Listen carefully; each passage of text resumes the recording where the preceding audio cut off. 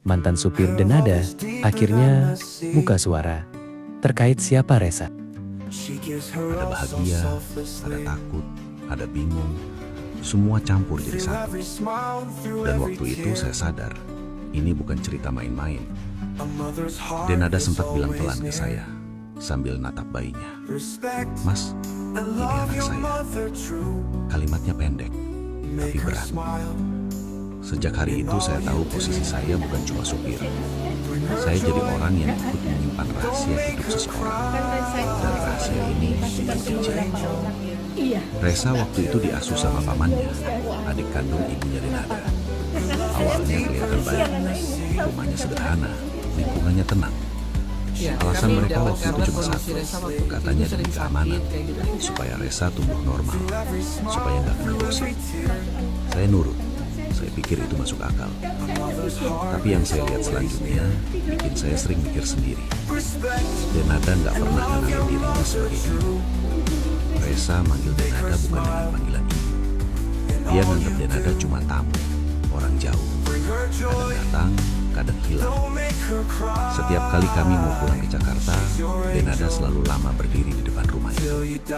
Tatapannya kosong, seolah pengen bilang sesuatu, tapi nggak sanggup. Di mobil, beliau sering nangis pelan. Saya pura-pura nggak dengar. Bukan karena nggak peduli, tapi karena saya tahu kalau saya ikut campur, semua bisa berantakan. Uang tetap dikirim, kebutuhan tetap dipenuhi, tapi kehadiran sebagai ibu, itu yang nggak pernah benar-benar ada. Dan itu yang akhirnya jadi luka paling dalam buat Resa.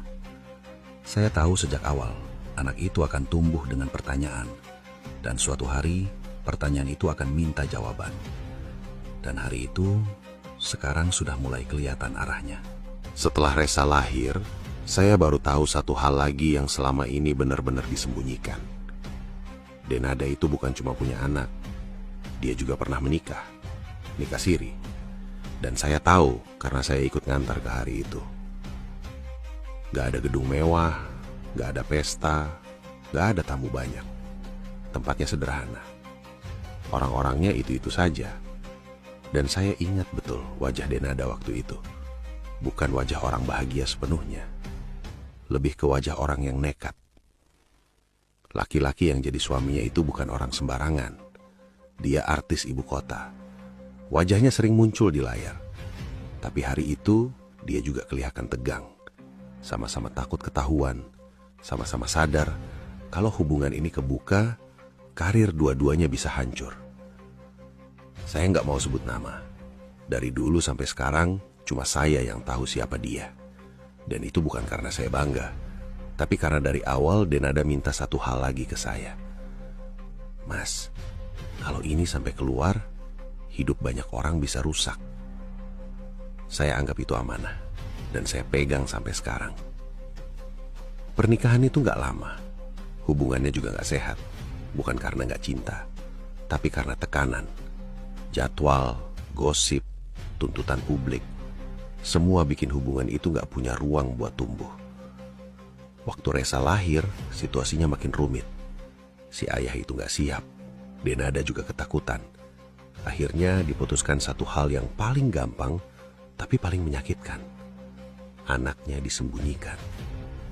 Bukan cuma dari publik, tapi juga dari ayahnya sendiri. Hubungan mereka pelan-pelan putus. Nikahnya berakhir tanpa banyak kata, seolah gak pernah ada. Saya lihat Denada berubah sejak itu. Jadi lebih pendiam, lebih gampang capek, kadang marah tanpa sebab, kadang tiba-tiba nyalahin diri sendiri. Setiap kali ada berita soal keluarga artis lain, beliau sering bengong, terus bilang pelan, "Hidup orang gak ada yang tahu." Saya ngerti maksudnya. Resa tumbuh tanpa ayah. Tumbuh tanpa tahu siapa ibunya. Dan semua orang dewasa di sekitarnya sepakat buat diam, termasuk saya. Waktu itu saya pikir ini jalan terbaik. Tapi makin lama saya sadar, ini cuma jalan paling aman buat orang dewasa, bukan buat anaknya. Dan pelan-pelan, kebohongan ini jadi terlalu besar buat ditutup rapat. Resa tumbuh di Banyuwangi bukan sebagai anak yang dititipkan sementara, tapi sebagai anak yang benar-benar ditinggal. Dari kecil sampai remaja, hidupnya ya di situ. Rumah sederhana, lingkungan